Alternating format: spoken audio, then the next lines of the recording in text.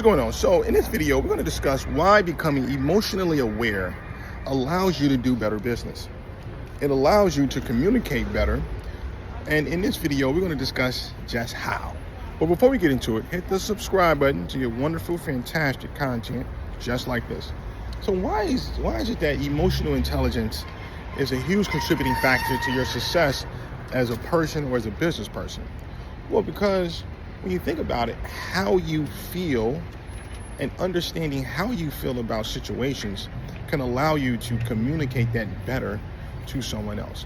But if you ignore how you feel, then you can't communicate how you feel to other people in certain situations. You can communicate better with other people. You can have a better organization understanding how you feel and figuring out a way to communicate that.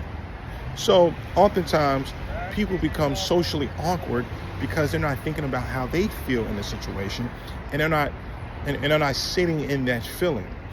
And when they sit in that feeling, they can think about how they feel, what they're feeling, why they're feeling, and then from there you can navigate better.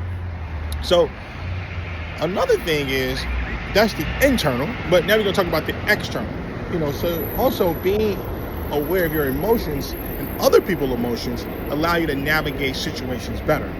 Like for instance, if you know someone is very needy, then you can go into the situation knowing this person this way and prepare for that person. Or if you know a person, you're dealing with a grandma who is let's say you're about to buy a house from a grandma, and she's really concerned about how the transaction is going to take place. You can prepare for that worry that she has going into the scenario. Or like I work in a retail store. If a guest comes in and they're really nervous about the way in which some clothing is going to feel on them, what I would do, I would say, I can prepare my mind for that because I know that they have that concern. They feel stressed out, they feel anxious, they feel worried.